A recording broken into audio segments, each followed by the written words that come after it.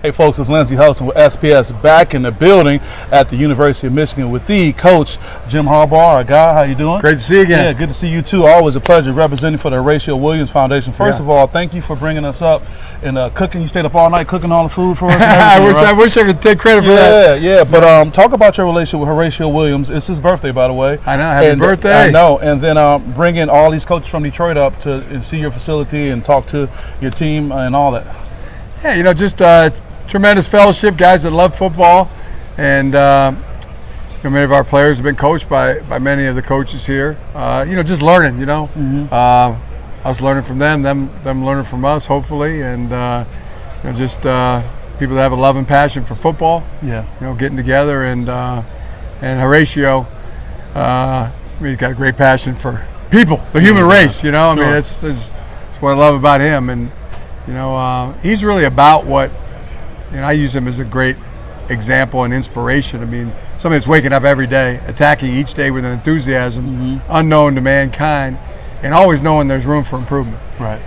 Just every day waking up with that kind of mindset that here's what I'm trying to get to, and I'm going to chip away at it today. Yeah, that's it. I guess you're at a point right now where your wisdom is such that you hear quotes that sound good and realize that it was yours. I talked to you about something you shared with me years ago. Yeah. Talk about just your experience has been here at the University of Michigan over the years, and just talk about the guy that came in, as a new coach, several years ago, and the gentleman I'm sitting here right now. Are those two of the same people, or is that a different person?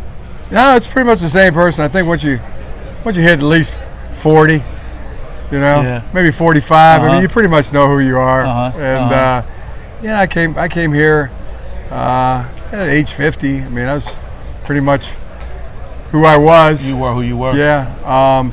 But I love where the program's at right now, because as a group, players, coaches. Thank you. Appreciate that. Thanks for saying that. Just everybody pulling the same direction. I mean, that's so enjoyable when you got everybody pulling in the same direction, and just makes it enjoyable, makes it fun. If you wrote that on the board, let's pull in the same direction, it doesn't mean people are going to do it. How do you get people to do it? Yeah, that's a really great question. How do you get people to do it? And I think it comes down to what I try to tell myself. Same thing I try to tell the players. Hey, you're valued. You're good. Hey, that's what I'm gonna do. I know who I am. I'm gonna keep doing me. It's working. You keep doing you. It's working. And if you want to get a little better at something, just work a little harder. Sure. Tell myself, if I want to get better at something, I can just work a little harder at it. And then last but not least, just don't fall into the trap of getting the big head. The big head. The big head. Everybody here is, hey, we're together in this. You're good. You're valuable. Yeah. I wake up every day trying to rise up to the competence of everybody else. Sure. Showing them I can contribute, and so that's what motivates me. To be a part of this great team. Yeah. When I was going around when we were in the vestibule getting ready to come in, one word that stood out to me, I saw written. It was in a phrase, but it was tradition. Wow, Michigan has tradition. Yeah. How do you leverage that when you deal with this new generation of athlete coming in and you talk to them about tradition, which they may not even have a tradition in anything other than their family? How do you kind of make that leverage to let them know how important a tradition is? It starts with people that respect things, Respect things. Respect everything. Respect another person, respect the game, respect the facilities, the equipment. And I think people that are capable of doing that, they respect the people that are here, and they want to be part of it. They want to contribute to it, and that's what gets me out of bed every day. Sure. Like, hey, I got to be good. I got to bring my A game today. Yeah. I'm bringing my A game to my team. Right. And I got to bring my A game to my team at home. Right. My family. That's right. And you can't afford to ever do anything less than your A game for those two vital teams. Yeah. The team at work, the team at the office, and the team at home. Two vital teams. I like that, Coach. I want to keep you so we get some more seconds of that good food that we had.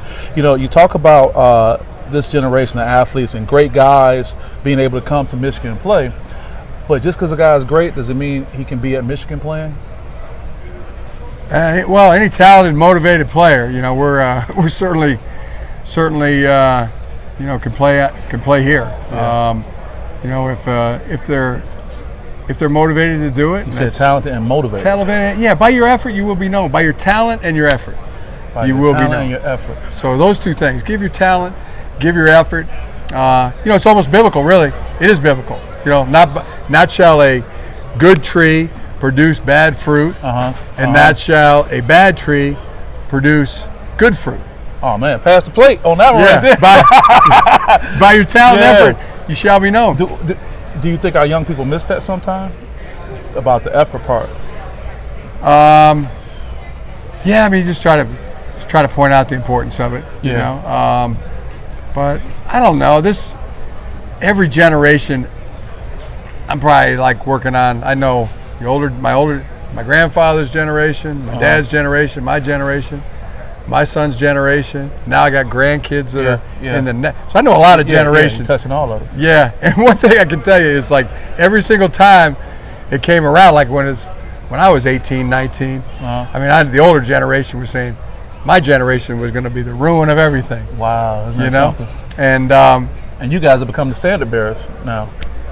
Pretty much, you know, and now you got our generation saying, well, the next generation, you know, I think you could probably trace that back to the early Greeks. Sure. That every generation said the next one was, but lo and behold, it just keeps getting better and better. Yeah. And I notice, I mean, these youngsters these days, I mean, they are more talented. They are smarter. I truly believe they're bigger, they're faster, they're more talented, definitely smarter, and I think they're going to increasingly be better. Continue to be better. I get that. A few more things. Don't you think? I mean, people are living longer. There's more prosperous. You know. Well, I think you're in a great position as a coach because you talked about all those generations you get to cover and you get to see the future every day. So you're not just someone somewhere just looking at one thing. You're seeing all the great attributes that they bring, and this is the future. Speaking of that, you know, they seem so squared away. I mean, they take care of their business. I mean, they got empathy too toward other people. It's not just about them. Sure. You know, it's about others. I just see so many great things in this current generation that's in college. And you know, because you get to see them at their best and at their worst. You get to see them when they're on a daily basis. On a it's fun for me. Yeah, I bet. It really is.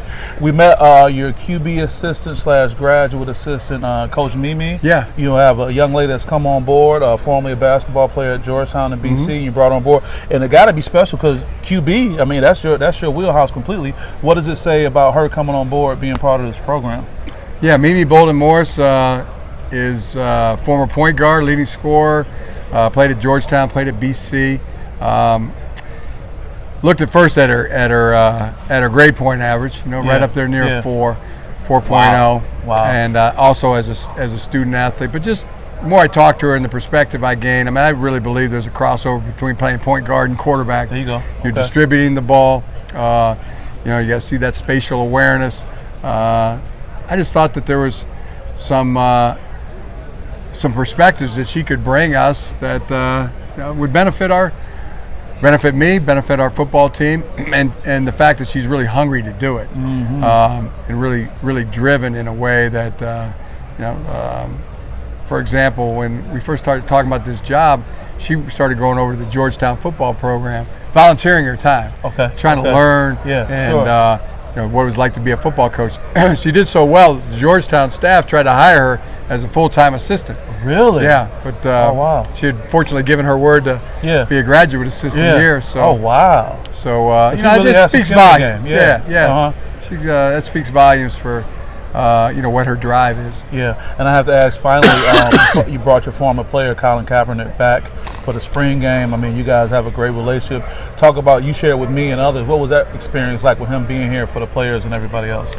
Yeah, it was, he was the same person he was when I knew him back in 2011, 12, 13, and 14 when he played for us at the San Francisco 49ers. I mean, there's just some players that when they get in the football environment, whether it's the field, around the ball, around the guys, around the weight room, they just have a kid in the candy shop type of attitude about things. And there's not everybody's like that, but there's a few special guys who are like, that's how he is. And our guys notice that, and it's just infectious, and they'll say, man, what a great guy. He's so he's so great to talk to. He's a beast of an athlete, you know, and to watch how hard he trains. Just a great. He's always has been a great teammate, and so our players, they loved it and thanked me for bringing Colin to the building and speak to the team and just be around the guys. Yeah, Coach, I just thought of this question while I'm here. What do you think your legacy is going to be when we come back and we look at the busts that are up and we have people who tell oral history? I mean, I know you probably haven't thought about this, but what do you think it may end up being? I do think a lot about that. As a matter of fact, that's something I think about daily. Now, you're not going to know it for another 10 years, 15 or even 20 years, and it's all going to be about what these young men that I coach, how they turn out to be. What kind of fathers they are, what kind of husbands they are, what kind of people they are in their community. I think you're going to find it's going to be pretty good. That's something I think about all the time. That's overarching. What this is all about. Was there a particular time where it started, the legacy thought, that it started coming to you? You started thinking about it more. Now my dad is a longtime coach. He coached for 42 years. 42. So that was that philosophy of what your legacy is has been passed down from him to me. Oh yeah. So I got that from my father. Well, let me just say this: as a proud native Detroiter, coming up here with the guys, what you do, you are the person you are walking around the weight room is just a really approachable, cool guy, and I think that says a lot, because when you have the largest of a program, sometimes you get lost in whoever the person leading is, that you can't get to that person. But you're right here, we're sitting around sharing stories, and I think that's going to be the impact, because you make this program very attainable for people who have the effort and the motivation, and it's always been cool kicking it with you. So that's just my personal opinion on everything. Thank you for saying that. Likewise. Yeah, likewise. All right, he's giving me more wisdom. We'll come back and talk about the other quotes in a few times too. All right, this is Lindsey Hudson with SPS, having a great day here at the University of Michigan, and we'll see you guys next time. Peace. Got an exciting afternoon for you, evening. In a minute we'll get out to kind of like a walkthrough practice. I know a lot of guys here know a lot of the guys on our team, so just be able to watch us go through, walk through kind of stuff. We'll do a stretch, we'll do special teams, and we'll do two 9-minute group install, individual type periods, and then we'll have 3 9-minute periods of offense versus defense. So that's the plan, 1 hour practice, then we're gonna have a social event. Got a nice dinner for everybody that can stick around. I wanted to kick it off really right here. We look at this as the center of our player development right here. Coaching, we all do a lot in coaching.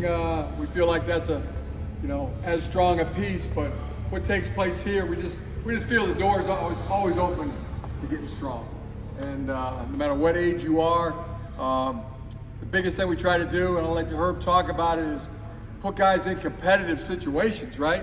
I mean, a more competitive type of situation you can put somebody in, whether it's in a group of 8 or one, me against another guy.